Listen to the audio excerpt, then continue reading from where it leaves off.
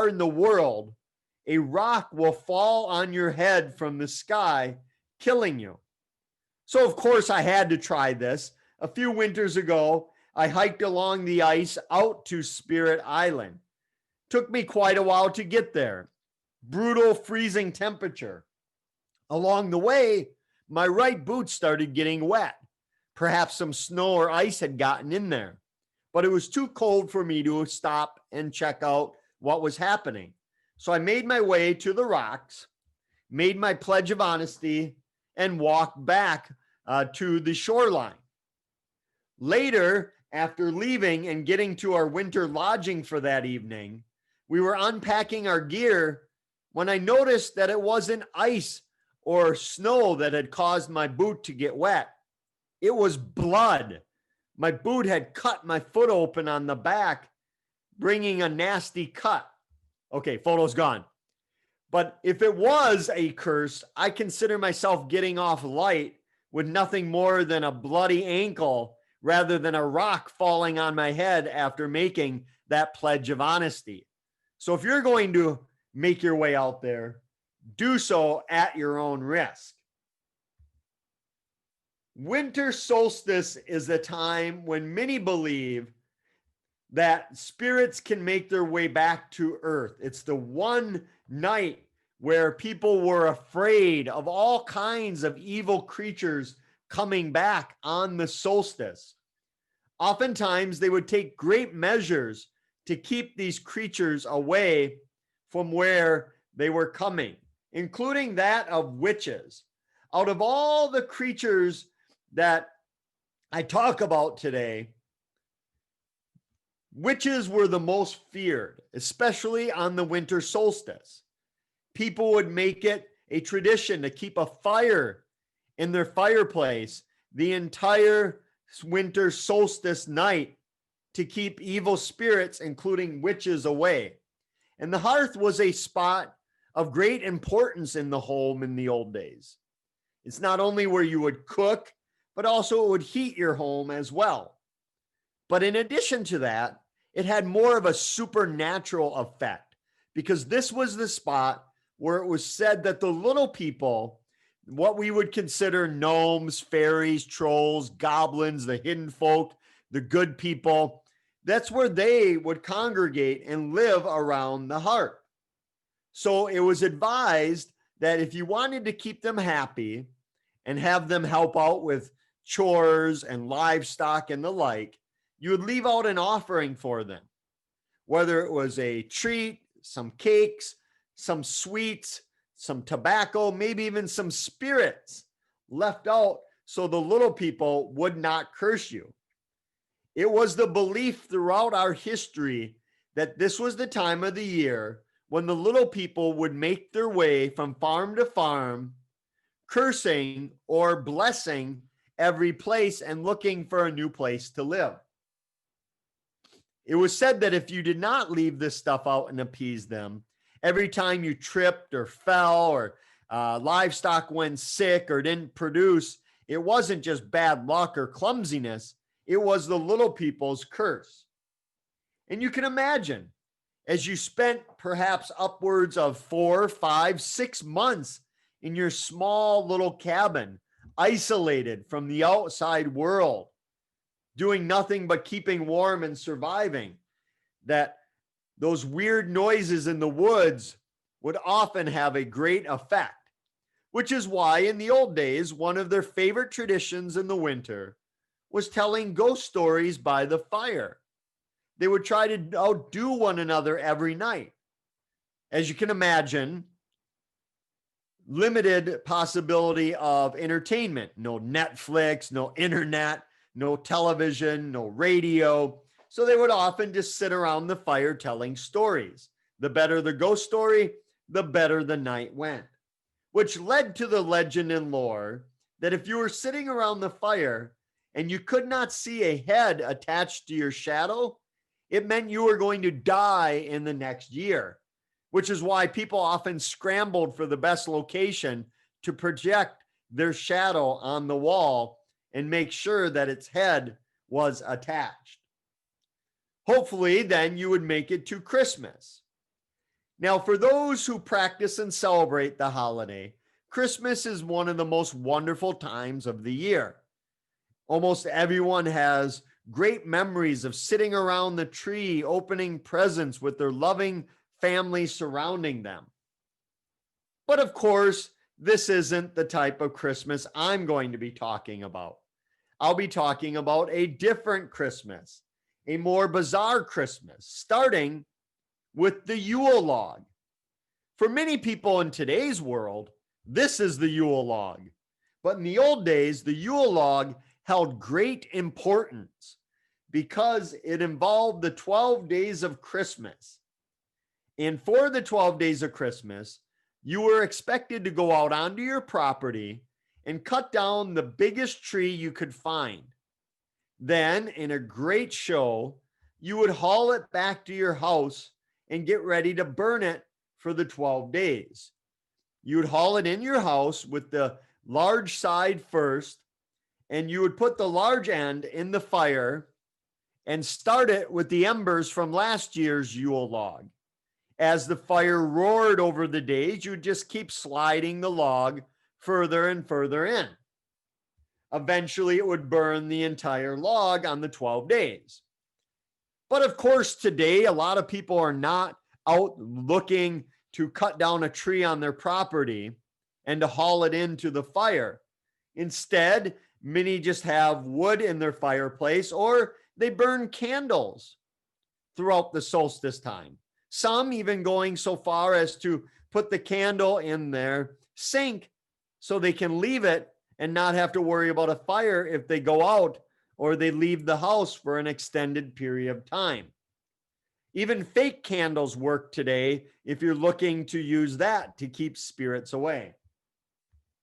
Christmas Eve was thought to be a night where all sorts of weird things could happen. In fact, it was the one night of the year where it was said that animals could speak and in a language that you would understand.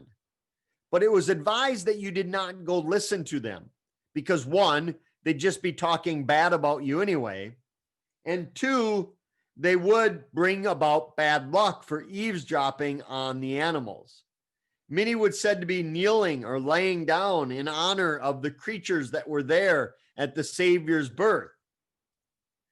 But if you don't have a farm or you don't want to be cursed by your animals, you may want to try this Christmas Eve legend. Heading out and sitting under a pine tree on Christmas Eve. Because this is where, if you sat under the pine tree, it was said that you could hear angels singing.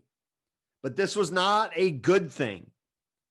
Legend tells that if you heard the angels sing, it wouldn't be long before you saw them, meaning you'd be dead not too long after hearing the angels singing. It was also said at midnight on Christmas Eve, you could pour water into wine like Jesus did. But those who told the legend advised that you do not drink the wine because, again, you'll be cursed with bad luck and it will enter your death. It was also on Christmas Eve that you were expected to open a window or a door to allow Christmas into your house. If you did not, the magic and the spirit of Christmas would not enter into your home. It was also on Christmas Eve that it was said that you could hear bees singing Christmas carols. Now, I don't know if they were buzzing the carols or humming or actually singing them, but the legend was you could hear bees engaging in Christmas carols on Christmas Eve. And speaking of caroling, many believe caroling was done in part to spread community cheer, a sense of being together and being a community on the holiday season. And to some extent, it was, and it is. But it was also meant to lure away evil spirits, which is why some of the earliest carolers would bring pots and pans with them, making as much racket as they could, sometimes even shooting firearms into the air to ward off the evil spirits that were lurking in the darkest nights of the year. Today, not a lot of people are shooting while they're out caroling. Our traditions have changed over the years. But one tradition that remains constant is the placement of evergreen during the holiday season. The mistletoe, the holly, the ivy. This was all meant for decorations. One, it symbolized everlasting life because, of course, it would stay green all winter long.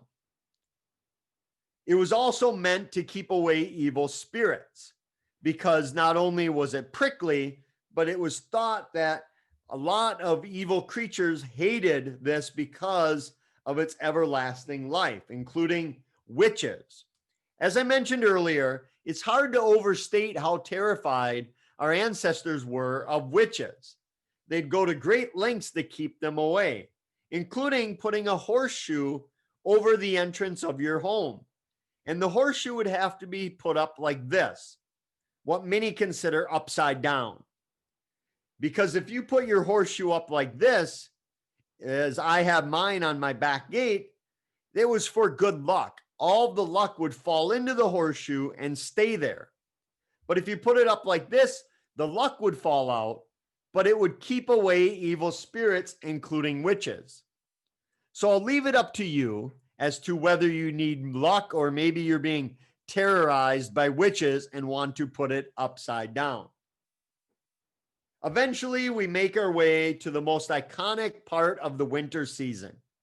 Whether you celebrate Christmas or not, everyone is familiar with Santa Claus, known throughout the many cultures of the world by many different names. This is what we think of Santa Claus in the United States today.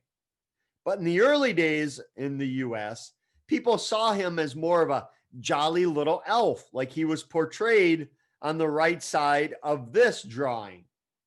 But today, this is the image we have of Santa Claus in the US. And everybody knows the story of Santa. He has his magical reindeer to help him. The wonderful Mrs. Claus is there. All the elves who build the toys for the children, they're there as well. But in other parts of the country and other parts of the world, Santa or St. Nicholas is joined by somebody else. I call it his right-hand man, his enforcer, because while Santa's there to reward the good children, Krampus, Santa's friend, is there to punish the naughty children.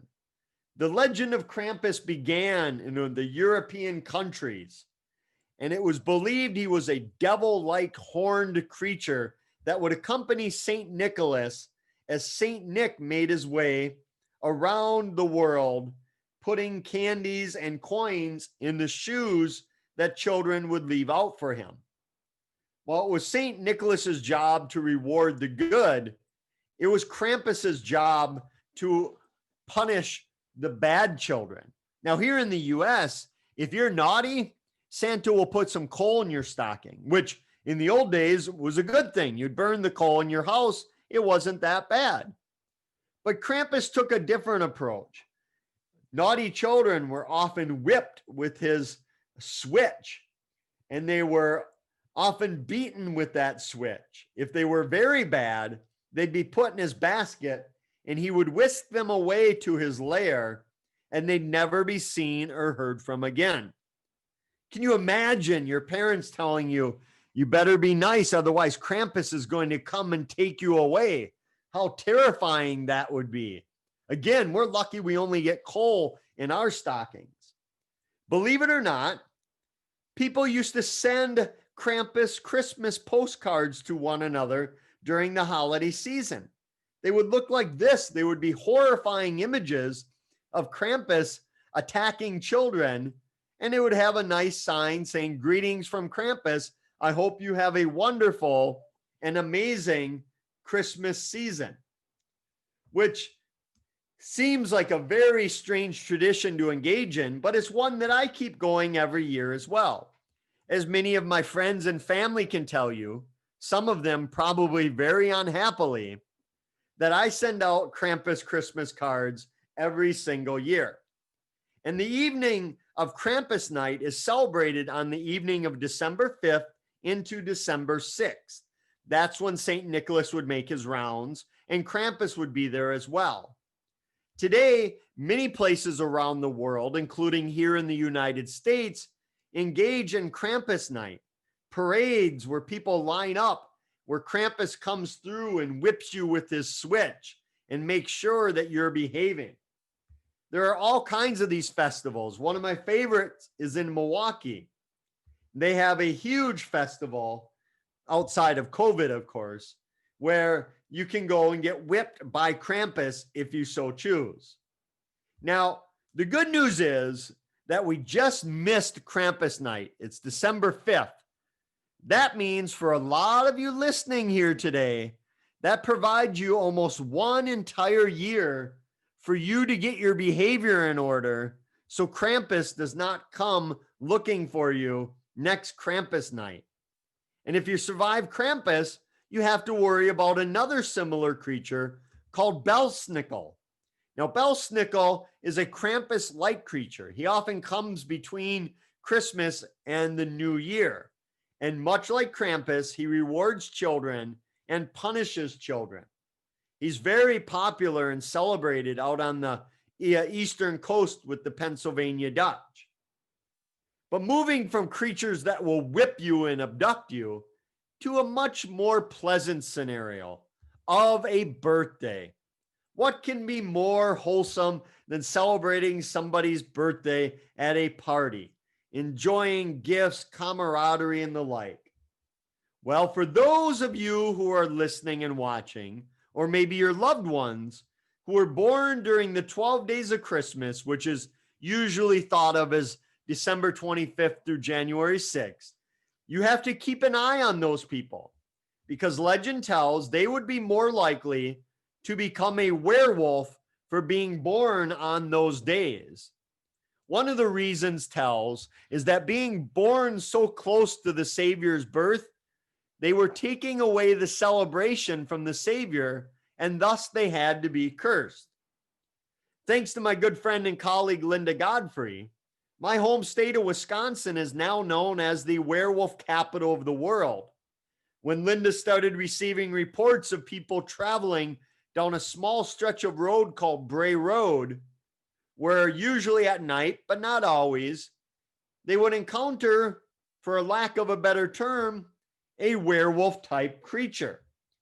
Large biped on its two hind legs with a long muzzle, deep, dark, matted down fur, claws, fangs, just something straight out of Hollywood. Once Linda's books came out, I started receiving reports from all over the US of people seeing these giant werewolf beasts. Outside of Fort Dodge in Iowa, Terror Bridge is thought to be inhabited by werewolves. Outside of Effingham, Illinois, the Ramsey Caves are said to be a home for werewolves.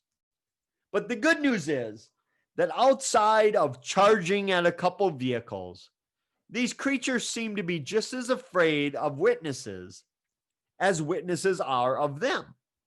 And rather than attack people, they seem more comfortable, willing to scurry into the underbrush and remain undetected. So the good news is that if you go out looking for these creatures, most likely you won't be killed. Well, 50-50. Do so at your own risk. Hopefully, after all that, you make it to the New Year's Eve celebration. Time to ring in the new year, which meant that on midnight on New Year's Eve, you'd have to open a door or a window to allow the bad luck of the previous year to roll out and the luck of the good year to roll in. So by opening the window, you're bidding farewell to 2020, thank God, and moving into 2021. Years ago, people would have big bonfires on New Year's Eve, again, to burn the new year into existence and to murder, as they called it, the previous year. Oftentimes, they'd even shoot weapons at these bonfires to murder 2020, as it were, which for a lot of people might not be a bad thing to do. Perhaps no other types of people believed in winter legends more than the lumberjacks of the Midwest. Today, we don't often think of the lumber industry, but back in the 1800s, even through the early 1900s, tens of thousands of men would go into the woods to a winter camp all season long and cut wood. And it was done in the winter for many reasons. One, you could avoid all the giant mosquitoes and ticks. Two, many of the lumberjacks were farmers, so they would work all year in the summer and fall and then go into the winter for extra money for their family. And three, it was just much easier to have the horses haul wood down on ice and snow, and then you could bring it to the river. And when the snow melt raised the river, you could float the logs down to the lumber mills along the Mississippi and other places. But these lumberjacks believed in a lot of weird legends of winter, including the snow snake, a pure white snake that migrated here from Siberia. It would hibernate all summer long and then come out in the winter, and it would go through the snow so you couldn't see it. If you were bit by a snow snake, you would die. Not from the venom or the poison, but you would freeze to death. There was only one cure or antidote for a snow snake bite, and that was a shot of whiskey. I can just imagine how many lumberjacks were bit by these snow snakes just for a little nip of the whiskey. Without a doubt, the most infamous lumberjack was that of Paul Bunyan. Known throughout the world, everybody knows the exploits of Paul and his trusty sidekick, Babe the Blue Ox. But not many people know how Paul met Babe. And it happened in the winter, a terrible winter. The weather and temperature was so freezing that people started cursing up a blue streak that eventually turned the snow blue. That's the winter that Babe found Paul. It was so cold that winter. What's that? How cold was it? It was so cold that fish grew fur during the winter. It was so cold that winter. How cold was it? It was so cold that at night your words would freeze in the air. You'd have to wait until the sun came up and melted them to hear what your friend was talking about. That's when Paul found Babe in the snow. He had been there so long he had turned blue. So Paul took him in, and like everything around Paul Bunyan, Babe grew to an enormous size, and Paul and Babe have been marching through the Midwest ever since, up in the North 40 acres, looking for logging opportunities. I know a lot of you are listening in Minnesota, and you have Paul and Babe to thank for your 10,000 lakes. All of the footprints of Paul and Babe are responsible for making all of your wonderful lakes there. But in the old days, even dying seemed to be a hassle. If you die in the winter today, no big deal. You're either cremated or they bring in the backhoe and bury you. But in the old days, they couldn't do that. So instead, if you died when the ground was frozen, they would put you in receiving or holding vaults, as they were known.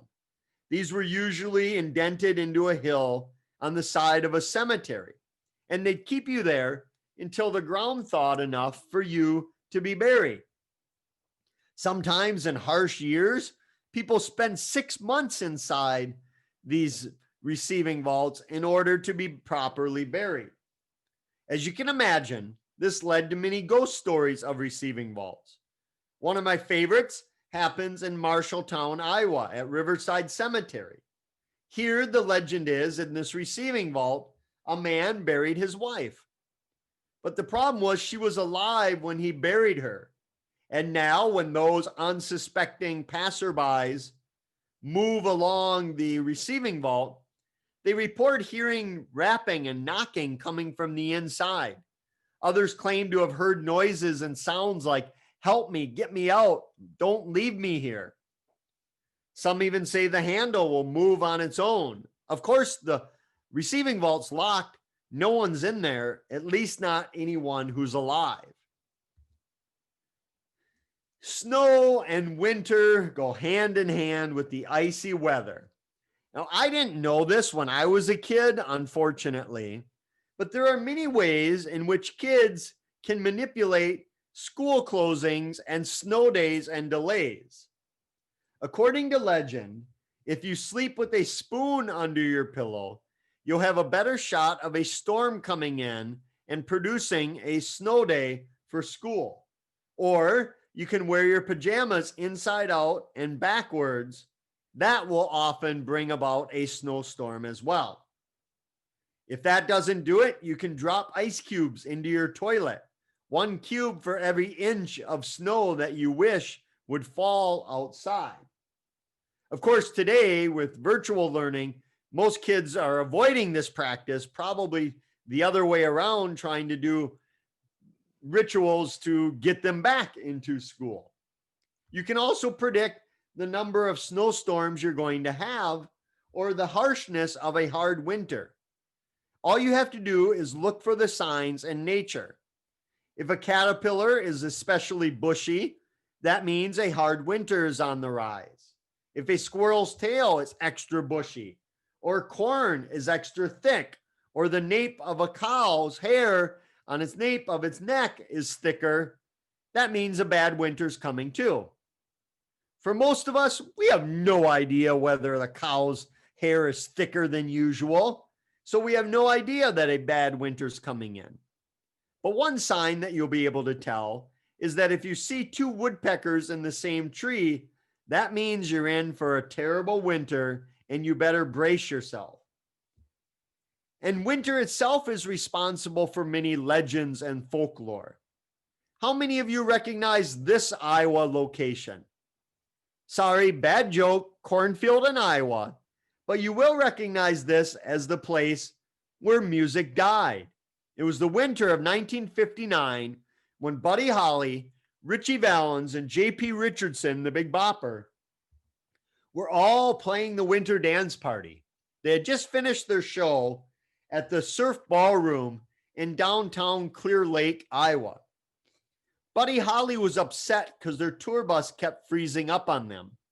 So he had a plane hired to take him and 2 other artists to the Fargo, North Dakota area for their next gig. The next morning, when the plane never arrived, they sent out a search party. They didn't have to go far. Just north of Clear Lake, they found the crashed remains of all 3 of the artists and the young pilot. They had all died on impact. Some years later, they put a makeshift memorial out there. If you follow this trail a quarter mile, you will come to the spot where the plane crashed. People have left a memorial there and they go out and pay their respects to all the artists that are out there. Others will go to the Surf Ballroom. If you've never been to the Surf Ballroom, it's a great place of history, of music, and you can experience some Americana there as well. Winter also brings depression, fatigue, and just loneliness that comes, which researchers have dubbed seasonal affective disorder, or SAD. You know, the lack of sunshine, the lack of exercise, the lack of vitamin D, all come together to give this feeling of just sadness and melancholy. In Minnesota, sometimes that happens to the extremes. At least if you believe this story, that is. This is way up in Embarrass, Minnesota. It's called the Old Heritage House.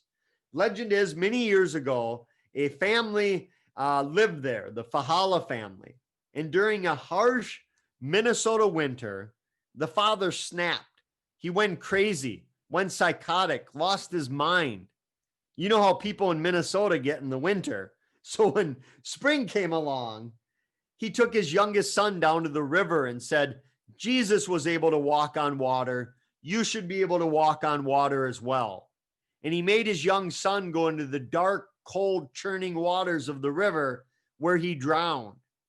Now the legend tells that if you park your car on the bridge, not only will you see the ghost of that young boy, many claim he will act like a siren trying to entice you in to save him by saying things like, help me, save me, I can't swim, I'm drowning, don't leave me. The legend is, if you're foolish enough or brave enough to go in, the boy's spirit will pull you under. You will meet your watery grave and spend eternity in the river with the spirit. I have to tell you, this is a pretty creepy area. It's in the middle of nowhere. At night, livestock make some very interesting noises. But if that's not scary enough for you, you may want to do what I did about midnight and jump in for a nice little dip. And I can tell you that every little branch or twig that passes your leg is going to have your mind conjuring up images of that young boy's hand coming up to grab you. So do so at your own risk. All right, I'm going to pause here a moment to give you a warning, because the next legend I'm going to talk about is one you might not want to know about. It's certainly one you might not want to say its name, because many cultures believe that merely saying the name of this next legend is enough to put you on its radar. That when you go looking for the weird will come looking for you. So fair warning, the next creature I'm talking about is that of the Wendigo, the giant cannibalistic monster of the north, the winter evil.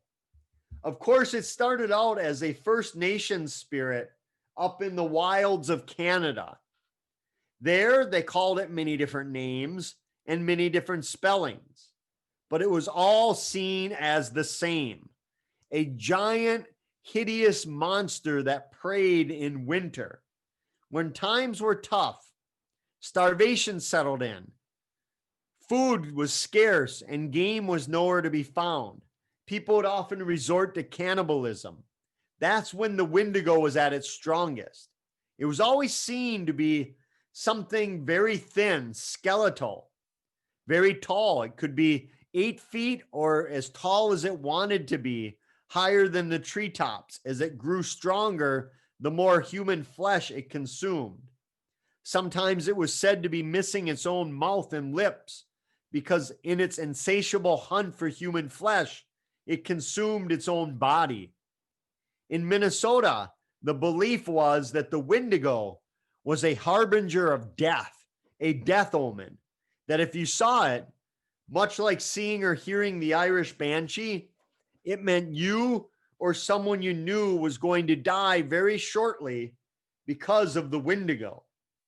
And the Wendigo would attack in 2 different forms. One, it could attack you as a flesh and blood creature and kill and consume you.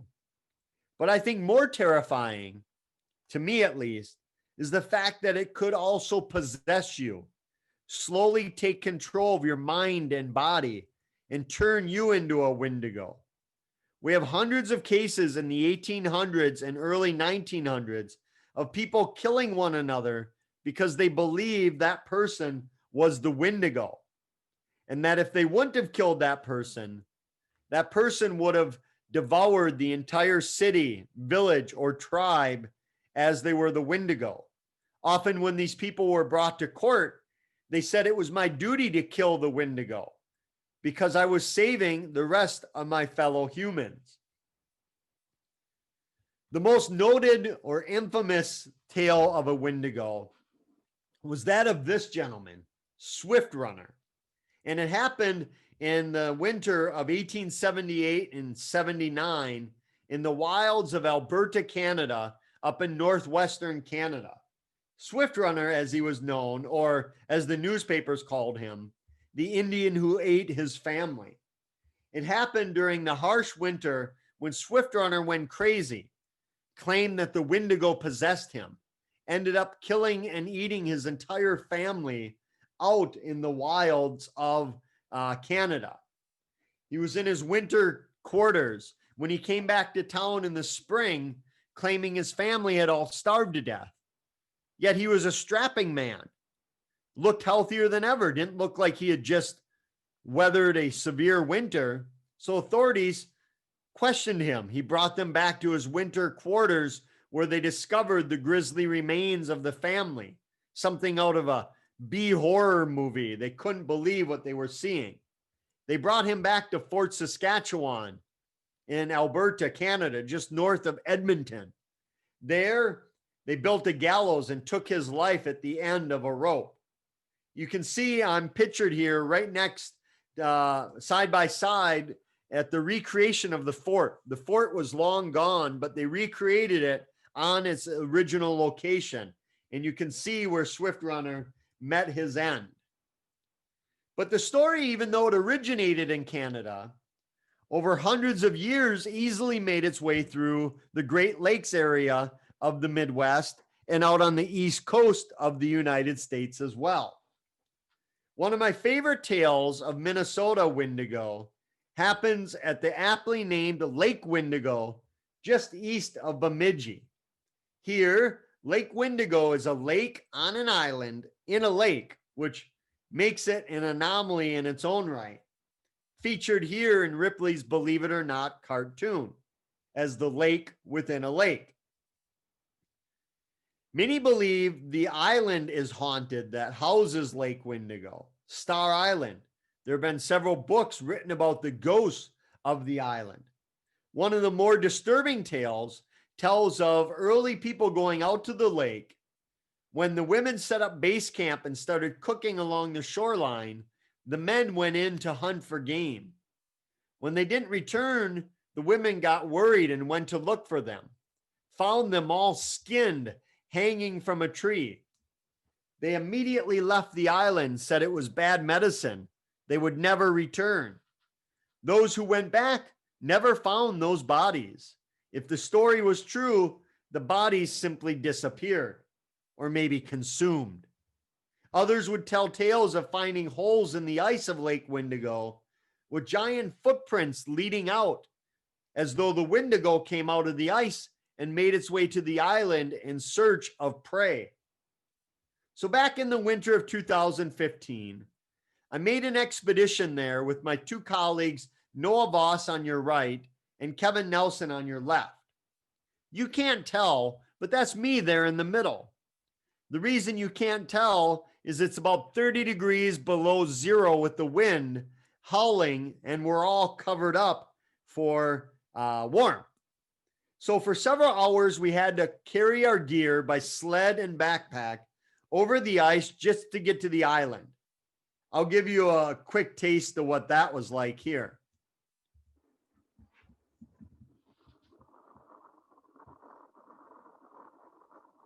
So you can see we're all tethered together in case one of us fell through, the other two could pull us out.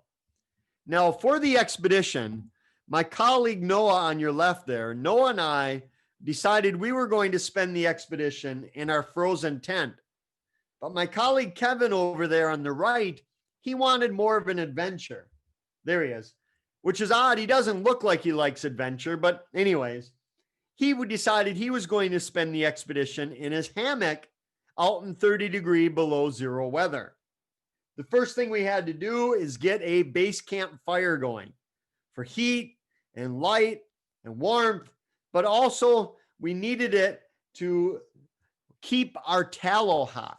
Tallow, of course, is an animal fat, and one of the legends is that you can kill the Wendigo with hot tallow by pouring the hot tallow down the Wendigo's throat and defrosting its icy heart and killing it.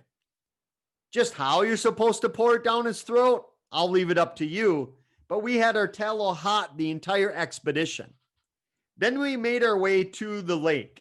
Many believe the lake is the Wendigo. It uses the lake like some sort of kettle. People who summer on the island do not allow their children to go swimming in the lake because so many kids have drowned. The legend, the Wendigo snatches them and pulls them under. So one night when we had a good base campfire going, Noah and I decided to walk to the middle of the lake to see if we could conjure up the Wendigo. As we did, we were filming. And as we were filming, Noah stopped and said, Our boots are crunching the snow too loud. No one's ever going to hear what we're talking about. We have to be much quieter. And when we paused, something grabbed our attention and it startled us. Let's take a look. Okay, see, I'm trying to be quiet for. What is it? Don't have it. Don't have eyes or anything. Let's take another look here. See, I'm trying to be quiet for. What is it? Don't have it. Don't have eyes or anything. Now, most likely it was a big bird of prey or an owl or a game of some sort. We didn't see anything, but I can tell you it got our adrenaline going that night. So much so that my colleague Kevin slept with his axe, as you can see on the left, right next to his hammock, just in case the Wendigo appeared. Unfortunately, Kevin was not killed by the Wendigo, so I don't have any evidence that it was there while we were there. But if you're going to go there, you may want to do so in the summer, as you'll have a much more pleasant experience than in the heart of the winter. Many of you watching this program are probably thinking to yourself, Chad, these are all legends and lore from a long time ago, superstitions. We know better with science and medicine today. We don't believe in these stories. But the legends continue on. Even the Wendigo, many cultures refuse to build snowmen, thinking that it will entice the Wendigo or they may turn into the Wendigo. So you should not build them. Much like how the Pennsylvania Dutch believe that you should burn your scarecrow before Halloween, otherwise it will come to life and come and get you. But what I think is these are not merely legends. They're not lore. They're part of the fabric of human in United States and around the world, part of our culture, part of our shared history. So tonight, I want you to wonder what the forecast where you're watching this from is going to be. And when all of you later this evening tuck your heads in on your pillow and you get ready for sleep, when you hear the wind rustling outside your window, I want you to ask yourself, is it possible, just maybe, that wasn't the wind that was rustling outside your window? And with that, I wanted to save the last 10 minutes or so that we have for any questions, comments, or stories that any of you might have. If you want more information, my website has more than you could ever want or need at Chad Lewis Research. But I hope your adventure doesn't end here today with the program. Grab one of my books. Go on your own adventure of the Midwest. And when you do, I think you'll discover that we live in one heck of a weird place. When you're on your adventure, you'll see odd things, you'll meet some weird people, and along the way, you might just discover that the scariest thing out there is often yourself. So with that, I'll open it up. If you have any questions or comments, put them in the chat or you can unmute yourself. But I want to again thank the library for putting this together. It's rare you can come to a program like this at no cost. So if you like programs like this, let them know so you get more of these. If you didn't like this program, let them know so you get fewer. Either way, I can't think of a time in history in the United States in which the library has served a greater role than it does today. With everything going on with the pandemic and society and political issues, the library is the fabric that keeps our communities together. They're a real treasure for anyone who has one. So to show my appreciation, if you're looking to get any of my books on my website, just type in winter and you'll get 20% off of any and all of my books, just because the library is such an amazing place. So with that, I'm going to stop sharing my screen. I'll turn my computer on and open it up for any questions or stories. Turn my camera on, that is. So you should be able to see me right here, that I'm live. The Wendigo hasn't got me yet, knock on wood. And any questions, comments, or stories from any of you? And again, keep in mind that this was just the tip of the iceberg of legends and lore. I mean, there have been several books written about just winter Christmas creatures that are known to roam the wilds of the world. Just more than you could ever do a program on, just in its own right. So, yeah, a lot of these legends and lore, just so much fun. Let's see if there are any. And you can unmute yourself if you have a question too. Or, and again, I believe the library is recording this. So if you have friends or family, or maybe some in-laws you never liked and you want to get even with, you can bring them to the program in the recorded form.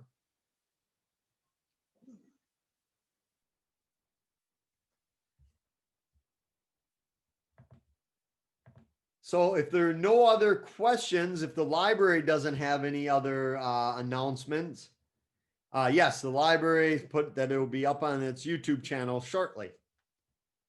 Library, any other future announcements, any other great programs coming up, curbside pickup? Well, it looks like we have a question. Oh, favorite tale to tell is the Wendigo, without bar none. It's the most feared creature ever to set foot on North America. Many stories were that people were so afraid of it that they starved to death in their lodging because they heard a Wendigo was in the area. So they wouldn't go out to collect food or game. They simply starved to death. That's how deep the fear of this monster was and is. I gave a lecture up in northern Minnesota on mysterious creatures of Minnesota. And before the lecture, some tribal elders came up to me and said, "We hear you're going to be talking about a local legend in the area." They didn't say Wendigo, but I knew exactly what they were talking about. And they said, "We would appreciate it if you don't mention it at all. Don't say its name. Don't even talk about it, because that will put us on the radar, so to speak." So I said, "Sure, no problem. Take it right out." And the words had no sooner left my mouth than I could see in their face and body language a relaxation set over them, where they were terribly concerned that just bringing it up was enough to invite that starvation, the panic, and all that into their community, which they did not want. And this was only several years ago. This wasn't 1853 we're talking about. So these beliefs are strong and very much alive in a lot of cultures in the world. But yeah, the Wendigo, it's my newest book. I spent 20 years traveling Canada and the US to these places, camping out on these Wendigo alleged locations, speaking with witnesses. And the Wendigo has changed so much over the years that now I get reports from South Dakota and other locations that you normally wouldn't think of being a Wendigo territory. But I also I wish I would have known the tales of bringing snowstorms about when I was a kid. I would have been sleeping with spoons under my pillow every night. It was as many of you will, reminisce of how nice it was to have a school day, a snow day when you were a kid. So yeah, I wish I would have known that. Awesome. Thank you. Don't you ever worry about jumping or tempting fate, jumping in rivers? I have a YouTube channel called Supernatural Dares, where I've done hundreds of dares around the world, whether it's knocking on a mausoleum and a demon will come forward, or swimming in a cursed lake, things like that, sitting in a chair that will cause your death. And I've done so many of them now that you can watch that if something bad happens to me, I wouldn't know which one to blame it on. And sometimes weird things do happen.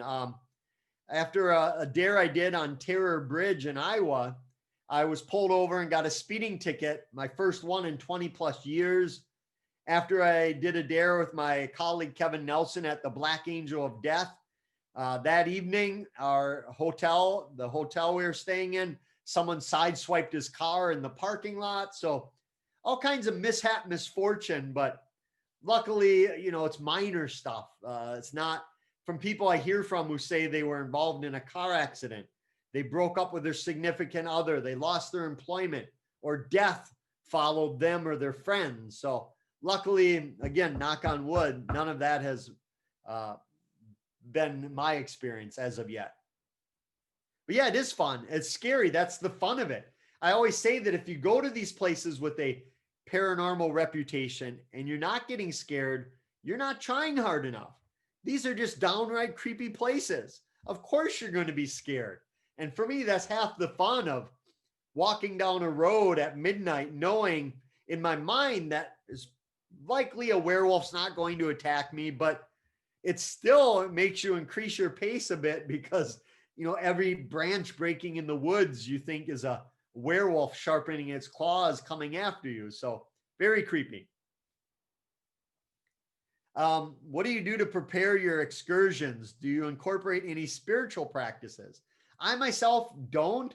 I have a lot of what you might consider good luck charms and the like you saw, I have a horseshoe on my property and the like, but I don't. But a lot of my friends do. They'll say prayers, or they'll burn sage, or they'll do a lot of things to ensure that they're protected when they leave these places. But for me, I've just kind of went free and wild, and so far, you know, my luck's held out. But who knows? Great question, by the way. Any Bigfoot legends from Minnesota? We could do an entire program on Bigfoot legends. And most people think of Bigfoot being up in the Northwoods, you know, the Brainerd area, and up on even the North Shore. But I get reports from all over Minnesota, even places like Rochester, which you wouldn't think of it being in the area, or the Winona area. One of my favorite stories is the Winona siren, the death siren. This woman that died in the early 1900s in Winona. She lived on the east end of town, east side over there. And she passed away, and many of her brothers and sisters did as well. And her father, who lived in that area, very superstitious area in that area, the Polish area back then, believed that the only way to stop the curse was to dig up his daughter and chop off her head and bury it separately from the body. So he did. He went out to the cemetery on the outskirts of Winona and dug up his daughter, but he got cold feet and didn't cut off her head. But police found out about it and had to dig her up again and find that he didn't molest the corpse. And so he wasn't charged with the crime, which apparently in Winona in the early 1900s, you could dig people up. As long as you didn't desecrate the body, you were fine. So that's what he did. He dug her up. And yeah, very interesting. Yeah, Winona's, you know, filled with legends and lore of the old gangsters' prohibition. Many people believe Winona was at the heart of prohibition, that at one time you had dozens of speakeasies down on your downtown. Many of them served as brothels as well. When the federal agents tried to come there to apprehend people that were running these speakeasies, the town threw rocks at them and chased them out of town. There newspaper article after newspaper article of people in Winona just refusing to give up on their breweries and their speakeasies. I mean, today it's been replaced with, you know, Blado's and other places, but yeah, it was quite the wild place, Winona. I have some in-laws in Winona, some family. So I'm there quite a bit, and I love the area and the legends. Anything else? Otherwise, again, thank you all for coming, and enjoy the rest of your creepy day.